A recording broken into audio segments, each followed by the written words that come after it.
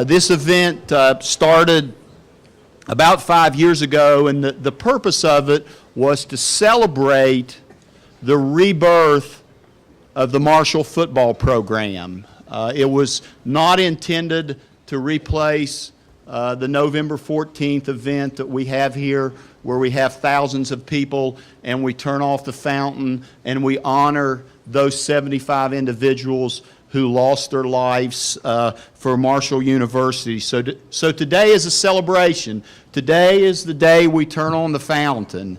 Today is the day we celebrate when we first recovered from the worst tragedy ever in the history of sports, the November 14th, 1970 plane crash. So thank you for being here. I wish the weather would cooperate a little bit better, but we've got a great speaker, two great speakers. We've got a big day planned. So to start off, I would like to ask our team chaplain, Reverend Steve Harvey, to come up and give us an invocation. Reverend Harvey.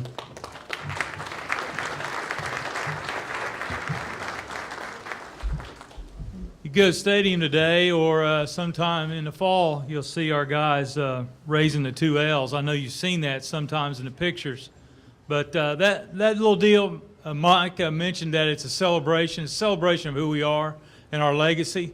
And that simply means today that when you see the team raise those L's on each hand, I thought last night it was kind of stupid, but I got the floor, so I'm going to say it anyway. Buffalo horns. But it stands for love the process, live the dream. Love the process, live the dream. And this is part of the dream, that from where we started and where things happened, in the stillness and quietness of November night, here we are today. God certainly blessed us. Amen? Amen. The psalmist said, "This is a day that the Lord hath made. Let us rejoice and be glad in it." So we're here as the spires ascend into heaven today at the fountain. We're here to open up our hearts before God. So let us pray. Heavenly Father, we pause today and thank you that we're humbled and honored to be a part of this Marshall Faithful of the fountain ceremony today. I'm certain that all of us here today feel as we have again come full circle as sons of Marshall.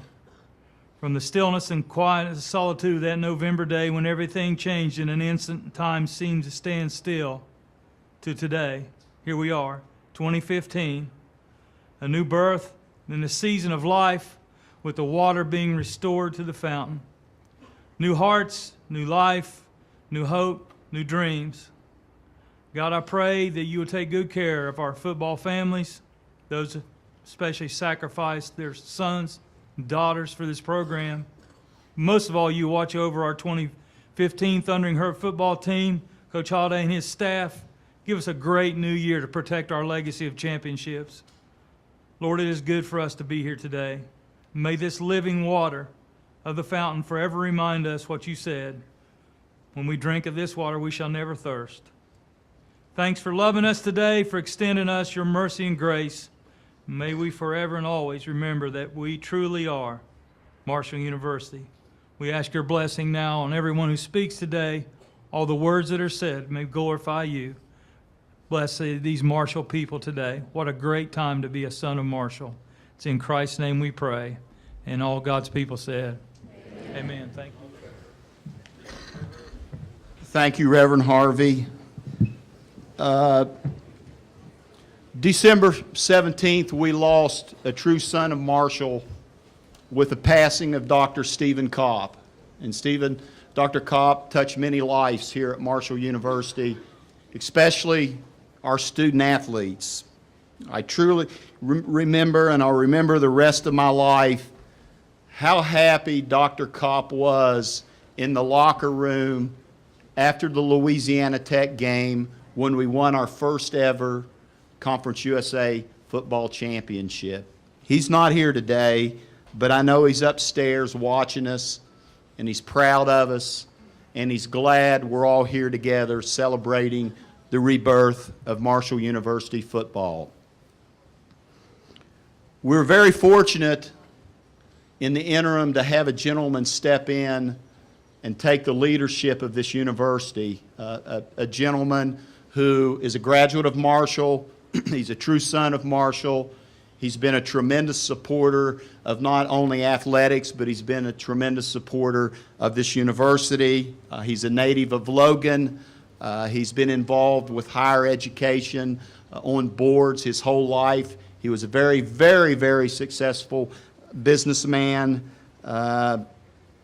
In one point, he was named one of the 50 most influential individuals in the state of West Virginia. In 2004, he was Distinguished Service to the Community Award from the Marshall University Alumni Association. In 2003, he was inducted into the Marshall University School of Business Hall of Fame. And he, when we needed somebody, just like we do here at Marshall University, in a time of need, he stepped in and assumed the leadership role until this university can find a permanent president. So with that, I would like to ask our president, Gary White, to come up and make some remarks. Gary?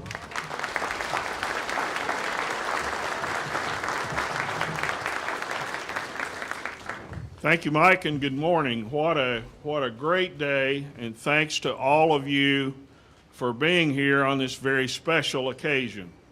This occasion is very special to my wife, Joanne, and I. We were students at Marshall when the tragedy occurred, and we remember those days. Among those things that are etched permanently in your life was this event for us. So being here today to celebrate the rebirth of this program, and not only the rebirth, but let's face it, the success of this program. We are playing for championships. We are developing wonderful student athletes here at Marshall. Last night at the Big Green Scholarship Dinner, we just saw one example of another of how our athletes excel not only athletically, but also academically.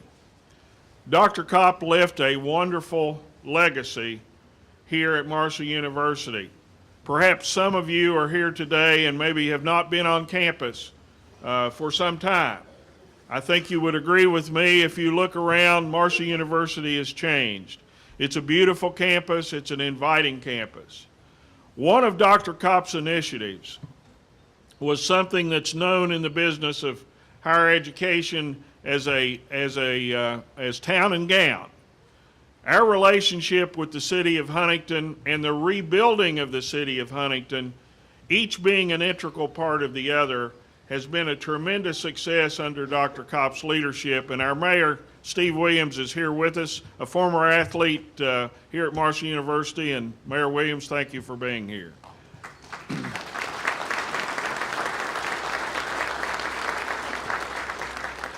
Let me close by telling you that the search process for the permanent leader for Marshall University is well underway.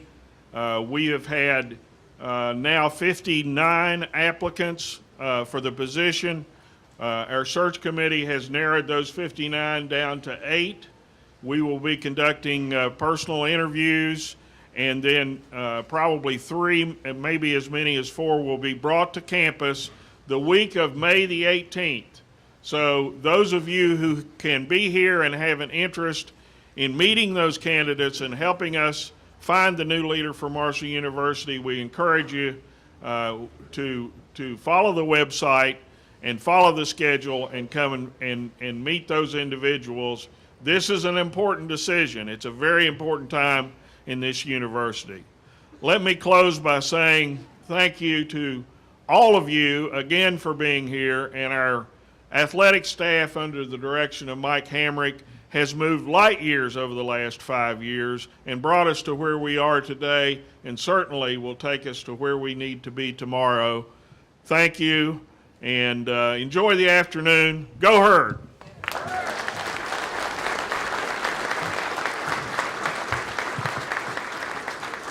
Thank you, Gary.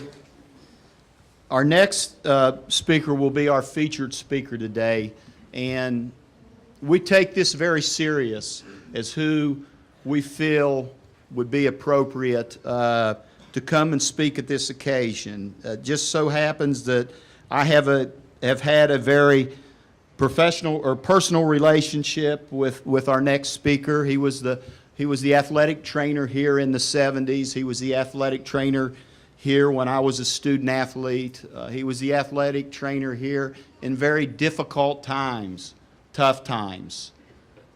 Right after the plane crash, Marshall University needed an athletic trainer.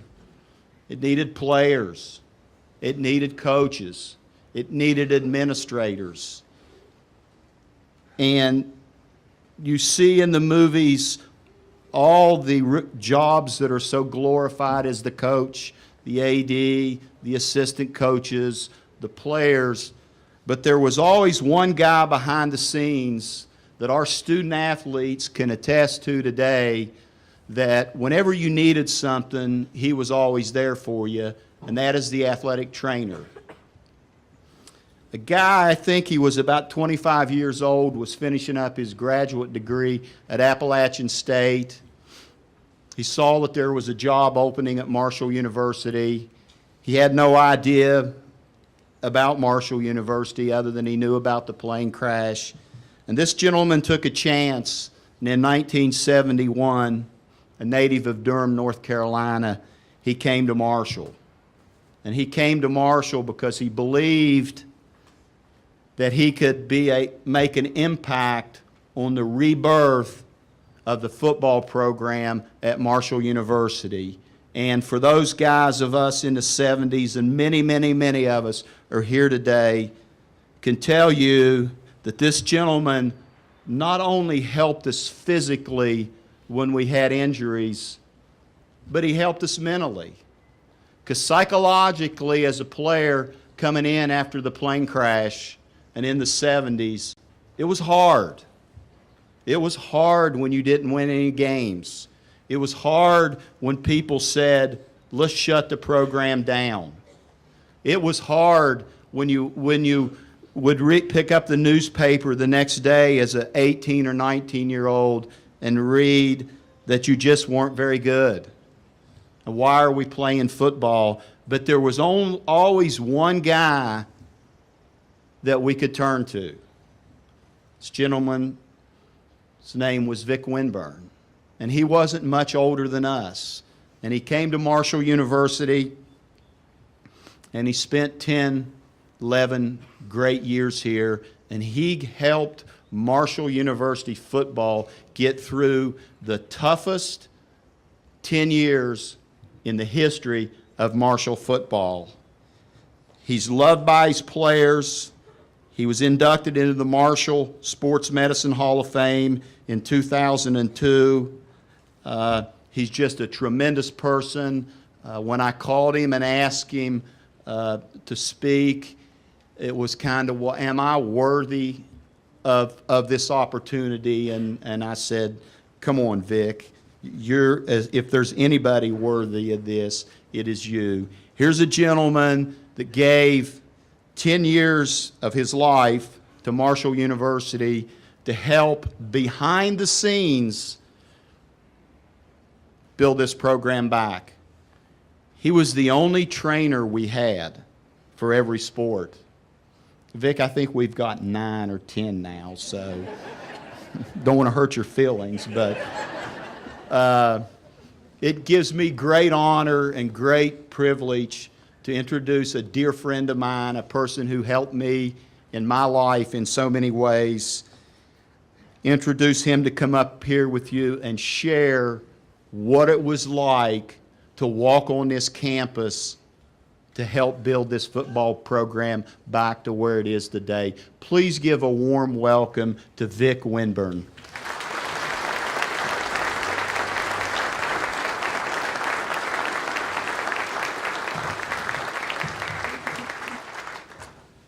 Thank you.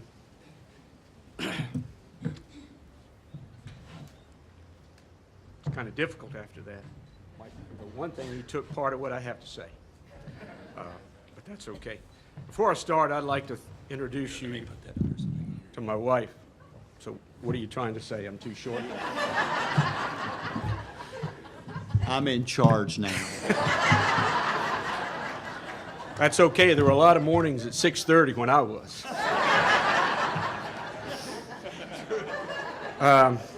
Before I start, I'd like to introduce to you, it's not supposed to happen, my wife, and a lady who gave a lot of her time, made a lot of sacrifices in order for me to enjoy the career that I've had in athletic training and sports medicine, especially here at this university. Joyce, I'll just stand up. A lot of you who were there then would recognize her better if she had the two little girls hanging by her hands that came to football and basketball games with her. But one of those products, our grandson Joshua, and Joshua, you stand up. That's enough. Joshua just became a teenager on Tuesday, and he's still exploring all those things. But it was a great opportunity and a privilege. He's a joy to us. He's one of 6 and a half. He's expecting another little one in his family in September. But it's just been a pleasure and a joy to have him here and show him this community, things he had heard about, and to meet and see some of the young men that I had an opportunity to be a part of and work and serve during that time period. I do want to thank Mike for the opportunity and the invitation to come and speak.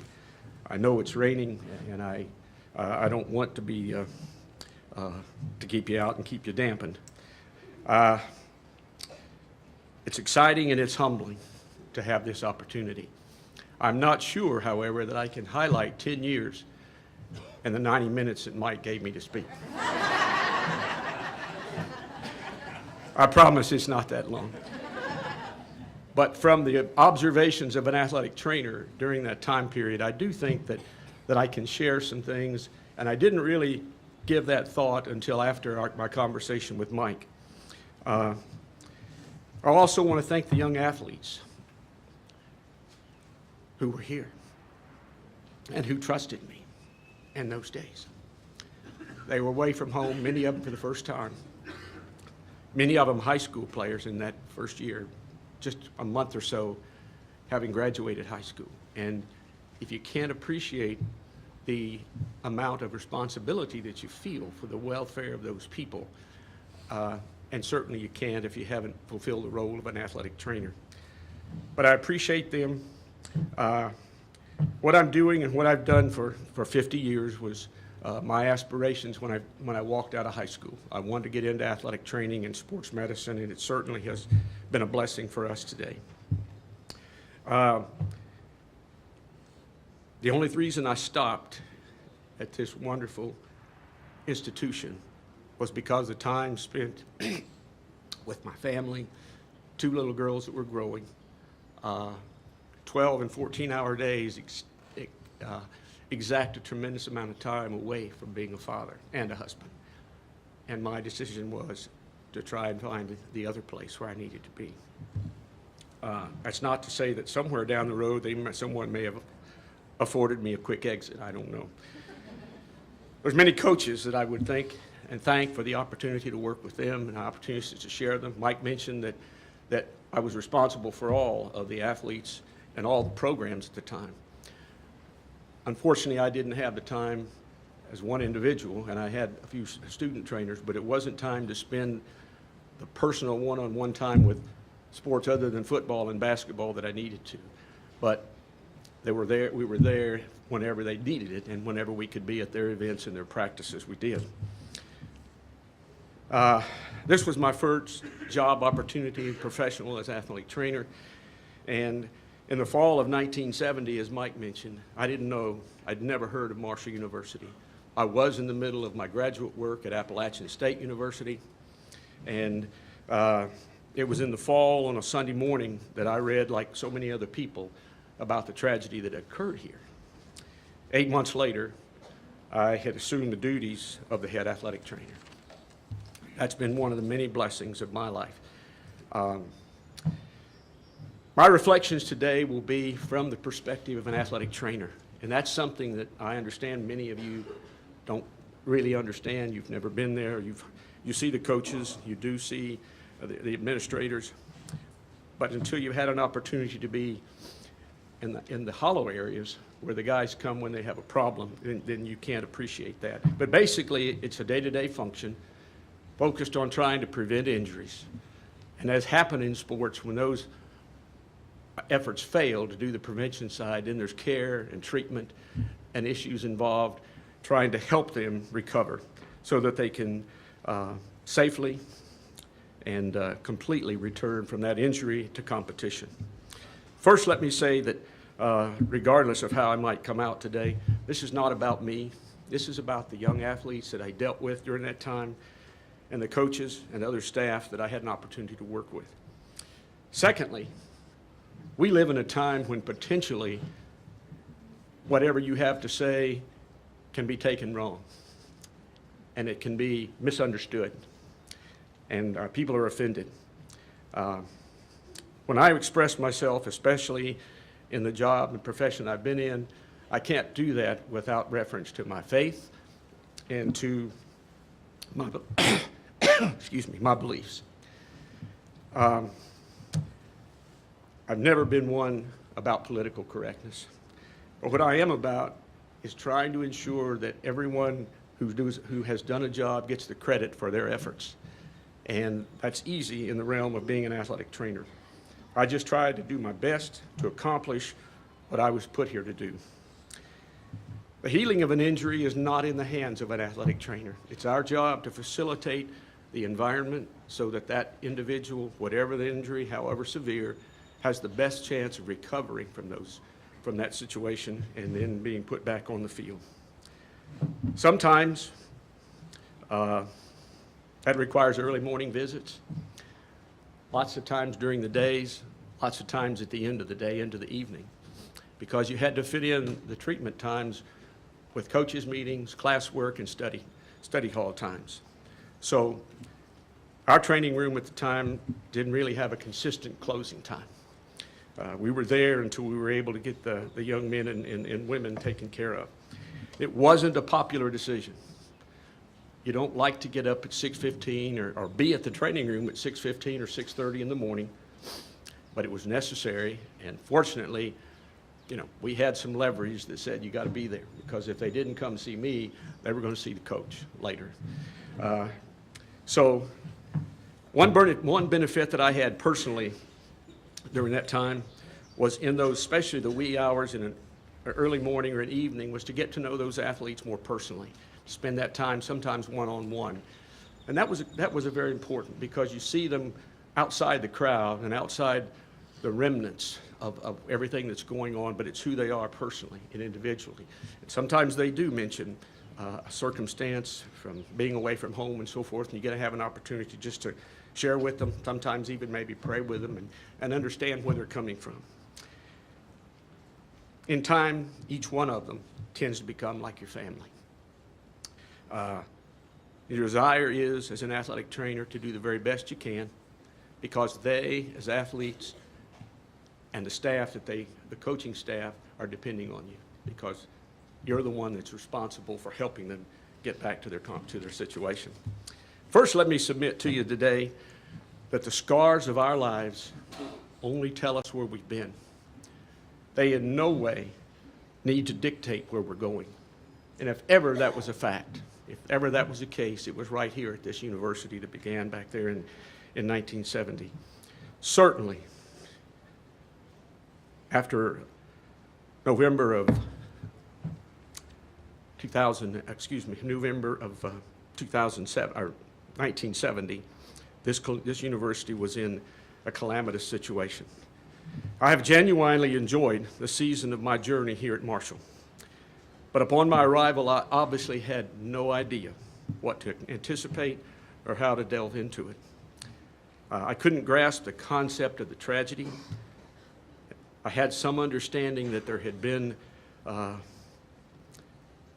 significant loss, but the magnitude of that loss and the magnitude of what had happened and the impact on this university and this community was far removed from my conscious awareness. A great philosopher, his name was Khalil Gibran, once said, If I enjoy the sunshine and the warmth, then I must also endure the thunder and the lightning. This community enjoys the sunshine and the warmth more now than then, but the thunder and lightning was ever present in that time. That was indeed a calamitous storm for all involved, and an outsider like myself could only hope to come and try to process what had occurred. The first great impact on me was the children. When I realized all the families and all the young ones that were involved and what their losses were, it was at times kind of overwhelming. Gone were the team physicians, Drs. Chambers, Hagley, and Proctor, and their wives. Also, team dentist, Dr. Glenn Preston. Many of those children were orphaned completely.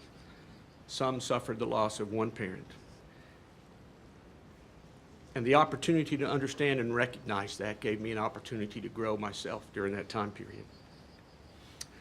Also, Jim Schroer, who was the head athletic trainer, and a young man named Donald Tackett, who was a student trainer here at the time, were perished in that crash. Such was the impact of the deaths of these people on the medical community that the Cabell County Medical Society began a fund and established a memorial fund in their honor.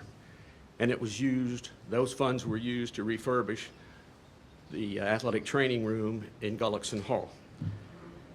The tapestry of this tragedy had woven together the very fabric of a university and its football program and this community. And that fabric, I could see then and certainly now, grew stronger as time passed. For me, and in my perspective as an athletic trainer, the 1971 football season was a huge success. That may seem ridiculous, but when you consider all the factors of that situation, number one, there were few remaining sophomores, juniors, and seniors with any playing experience. The recruitment of freshman eligibility and the NCAA's permission to allow freshmen to play increased the size and the numbers of the program, but not the experience. There was an endless line of walk-ons. That fall, back then this was a tremendous number, but that fall we did over 140 physicals for football alone that season. Many of those youngsters who were walk-ons hadn't even started in their high school settings, but they felt like if they had a heartbeat and they could walk, that they probably had a chance to play football at this university. Folks, that staff and those players, that group of football players, faced a gargantuan task, but they were undaunted in the face of it. There was never an issue that we couldn't complete the task. And every day they came to work and they gave what they had. Victories that season might have seemed few. That last second victory over Xavier, and I had a chance to see it again last night when they showed that part of the movie. Second week of the season, the first home football game was overwhelming. There was a great deal of celebration. But beyond the scoreboard that day, in my mind, I believe there opened the door for hope for the staff, for the players, and for anyone that was even remotely involved with this football program. Later in the season, a group of folks from up north in Ohio came down from Bowling Green. I'll still remember on that bus that there were actually banners that talked about being bowl-bound. And I thought, how foolish. Do you flaunt this in the face of your adversary before an event? And that day, that nationally ranked, bowl-bound team, in their own minds, suffered at the hands of the Thundering Herd. And we had the second victory in hand after the plane crash. The spark that had begun against Xavier was fanned into a flame that has become full-blown, and it endures today. But the greatest victory to me was the fact that they fielded a football team, that they honored the memories of those who had perished, not just for the game of football. But what it revealed was the hope that came out of the midst of that storm. There was much to be learned from our storms in life. And I think when this university, this community, the folks who've endured all of this can look at it, they will agree. I certainly hope so. I've heard it said that football builds character.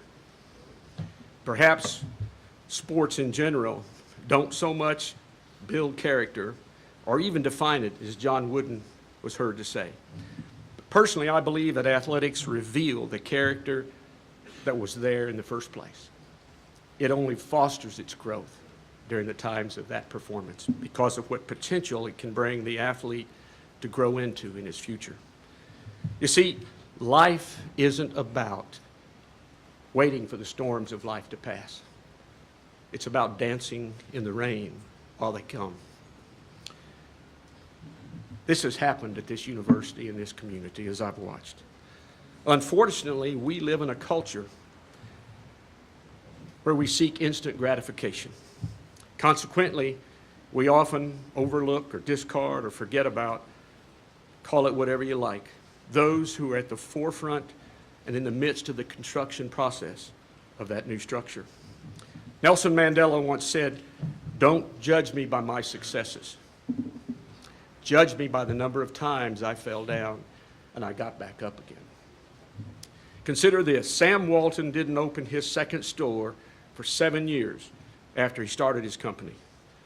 Starbucks didn't open its fifth store until 13 years into its history. John Wooden, as I referred to earlier, and he is one of my favorite coaches of all time, because I lived in the time when he was making his stand there. But John Wooden didn't win his first NCAA National Basketball Championship until the 16th year that he was at UCLA. Many of you know he won 8 of those consecutively over an 8-year period. John Wooden once said, "All great things take time." He also said he wanted to build his players not just into championship basketball players. He wanted to help build them into men of success and integrity. And I'm sure that had a part, certainly, in who he was. These points resonate with one of the most fulfilling events for me at Marshall.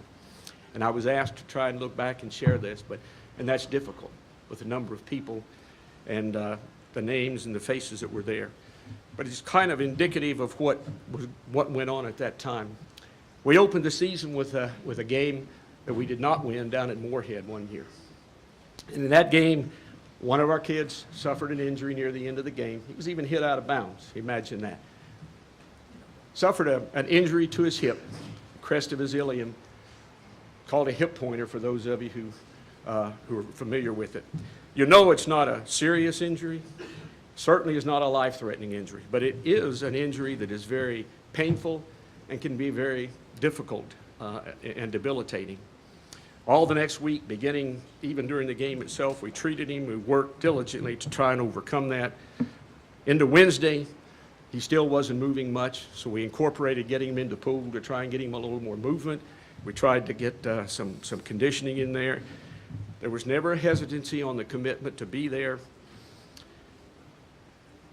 Pre-game on Saturday, coaches are hopeful the entire week because he did play an important role in the program.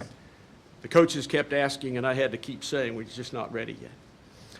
That's probably the beginning of the time when I began to realize more emphatically the posture of prayer over my athletes. And after the pregame meal, we went back to the pool and then to the stadium for pregame. And as he began to run around and get dressed, and we did the things to hopefully maybe he'd be able to play, came out and it was remarkable. The young man was loose and warmed up, and so I told the coach he can play some. We don't want to overload him today. That was faith in action as far as I'm concerned. Not only on my part, but on his. On that September day in 1976, what would become the losingest football team in America in the 70s, the Thundering Herd had shocked the Redskins from the Miami of Ohio. And there was no sweeter victory for me as an athletic trainer. For years,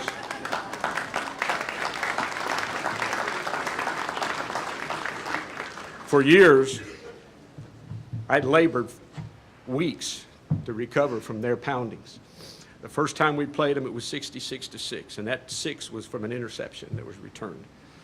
The next year they were here, and it was more of the same. I lettered that first afternoon we played them here the second season because of the amount of time I spent on the football field. The AP ran that story 3 times consecutively because they wanted to make sure their feeder stations didn't think it was a mistake. But those folks went home. The game started with us as 5 touchdown underdogs, and they were ranked 20th in the nation. But intensity and desire and skill prevailed from a group of young boys. And that's literally what we still were back then. The young man with the hip pointer played just about the entire game on offense and made major contributions in that victory. I realized that the focus of the circumstance here was on the recovery of that team from ashes. But one of the points I care that it concerned me is as I look at time and how it's passed, books, material in print, whatever we want, has focused on first 1971, and then there's a silent period until the late 80s, and especially in 91 and 92. And under those circumstances, there's a huge gap, in my opinion. It chronicled success that we had in 71 and what that season meant. But during those 20 years, there was a lot of folks overlooked.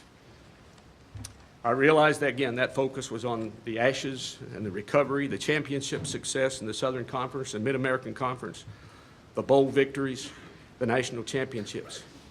However, there were a lot of young men who played football here during that period who were absolutely as important as any others. I look upon them as my boys. Their sweat, their blood, their tears, their joys, their disappointments, their lacerated tissues, their broken bones, their damaged organs, some near fatality, are no less contributory or important as those who participated in other times. Equally key components they are to the foundation and to each level of the strata that contributes to the intrinsic aspect of the success of this Marshall football story. It's exciting to see them today, 35, 40 years later, hear about their personal successes, who and what they've become, and to meet their families. No one can really appreciate what that means. And I'm wrapping up, Mike. There's another man who's been somewhat overlooked. But I'm certain, as I stand here today, that he made a huge contribution, not only to the Marshall University football program, but to many of the lives of the young men in this audience today. As you've matured over the years, you can look back to his leadership. You can see that Coach Frank Elwood was, and I'm certain still is, a strong and capable leader. He was a humble man. He was a man of integrity and class. He was confident but not arrogant, and he was not self-centered. He led by example. He set a high standard for everybody around him to follow. He made everyone around him better just for having the opportunity to observe who he was and to mimic his work ethic. He expected everyone's best because that's what he gave everyone else. He led by example, and he set a high standard for everyone around him to follow. I said that. He was concerned not merely in the development of success, as John Wooden said, of his athletes, but also the future development and the success of young men under his influence as their coach and their mentor and their friend. He cared about the welfare of his staff and their families, and he refused to abandon them when it would have been easy to do so. He worked to develop the program in a way that it should be done, and as you've observed, it has been done. He had a strong foundation. He was passing on the concepts of hard work, dedication, commitment, and integrity to all people around him. The obvious fruits of those labors are revealed in the success of the young men who are back here today after that time period. One of those obviously being the person that was selected to handle the future of the athletic program here at Marshall University, Mike Hemrick. He was hard-working, and he was intelligent and proficient in all aspects of the game. I'd watched stand by, and an athletic trainer during practice has very little time unless there's or has tremendous amount of time unless there's an injury. But as you stand there listening and watching, it was obvious he knew every position, every divider, where each foot should be planted in both sides of the football. I never witnessed, there was never a time during his tenure when I was ever pressured to return a player before he was ready, before we deemed him fully recovered. As a matter of fact, there were times when we turned him loose that coach wanted to leave him out a few more days. I never witnessed a player or a staff member's dignity bruised when they were disciplined. There were never any face mask shirts. There was never anyone wearing a tie around their neck after practice. There was never questioning of their courage. There was never any demeaning insults. There was instruction, encouragement, and devotion to everyone in the program, and in return, he was respected, loved, and revered for that. Given more time, and as I said before, I have no doubt that he would have turned this program around. A few years ago, I took part in about a 3-year study. It was actually a Bible study, but it came from a man who named John Lewis. He played football at Arkansas and became a pastor. He created a Bible study which was called Men's Fellowship. The premise of that was to look into the study being focused on authentic manhood at home, on the job, and in the community. The basic premises were to reject passivity, accept responsibility, to lead courageously, and to expect a greater reward. John Wooden labeled success as knowing you did your utmost to become the best you are capable of becoming. These are qualities that I remember of athletes at Marshall University during the time I was here, and also head coach Frank Elwood. It was my privilege to serve with him while he was here. I was extremely saddened when he departed. During my time here, there were job opportunities elsewhere, but I found a home with Thundering Herd. The pastures that we grazed here are indelibly logged in my memory. The athletes and friends and co-workers and relationships here are cherished blessings. I'd like to finish up with a story about a young man named Luke. He was the grandson of a lady who's a secretary in one of the schools that we've worked with over the past several years there in North Carolina. Little fella was born, and just within hours after his birth, it was discovered that he had heart defect.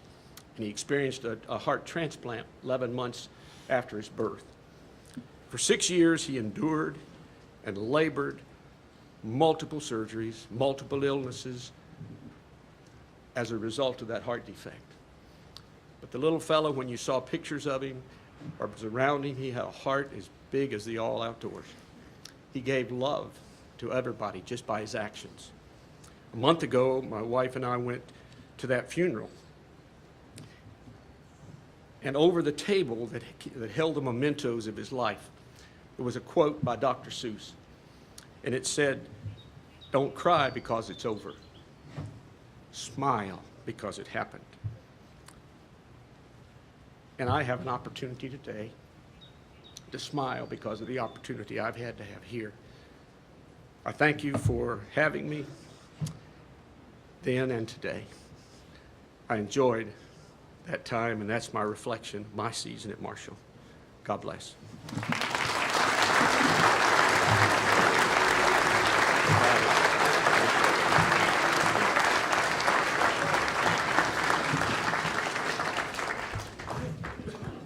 Thank you, Vic. And I can sincerely say on behalf of all the guys and the gals that you took care of. We will remember you forever, and we will appreciate what you did for us during very difficult times. Thank you. Thank you very much.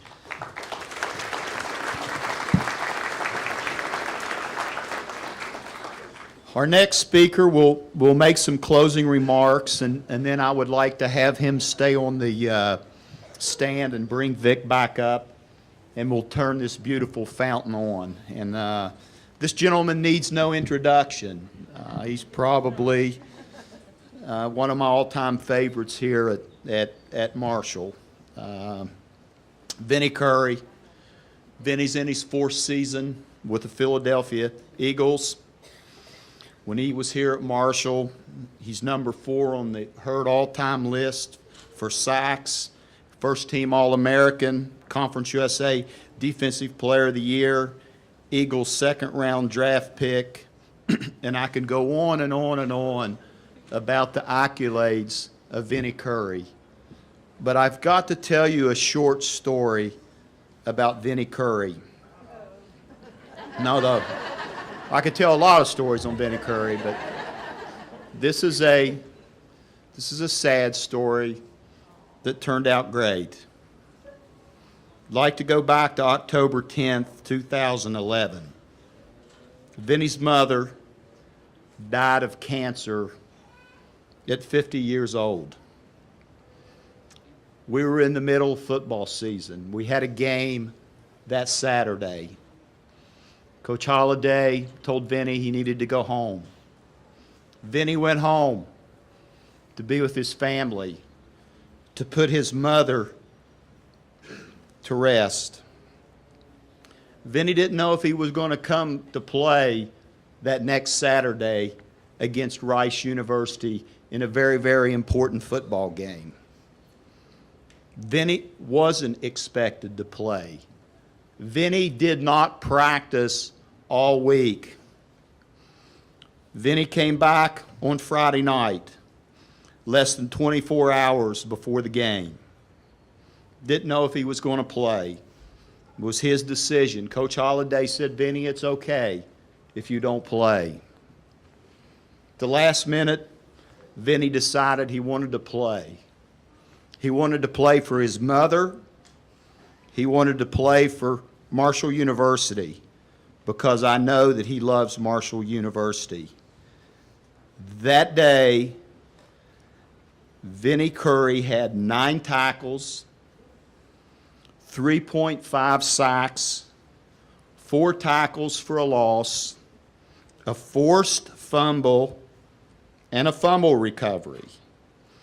And the fourth fumble the fumble that he forced was late in the fourth quarter with Rice having the football that led the recovery, we recovered it, that led to the winning touchdown to beat Rice University that afternoon. Vinnie Curry that day, that week, was named the National Nagurski Player of the Week and Conference USA Defensive Player of the Week. He did not practice one down that week and came and had the greatest game of his career. And that's a great story. But the story that breaks my heart about Vinnie Curry is when Vinnie Curry was drafted and he went to the Philadelphia Eagles, and he's had a great career today, was when they asked Vinnie, what number do you want to wear? Vinnie was 99 here at Marshall. He could have worn any number he wanted. Vinnie Curry chose 75. And we all know the significance of 75. There are 75 pixels on the top of that fountain that Vinnie and Vic are going to turn on here in a minute that represents the 75 people that we lost in 1970. that tells you what we have here at Marshall University. Gives me great honor and great privilege to bring up one of Marshall's all-time greats, Vinnie Curry.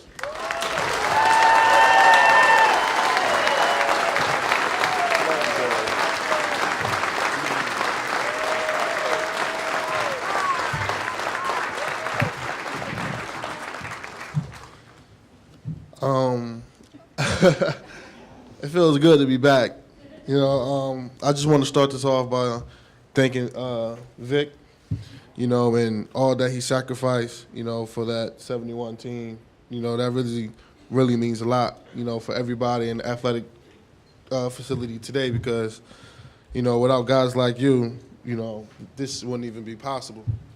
So I just want to, you know, say thank you to you. And I just want to talk about, you know, the university and the community and what's it mean to me. You know, Mr. Hamrick was talking about my mom passing.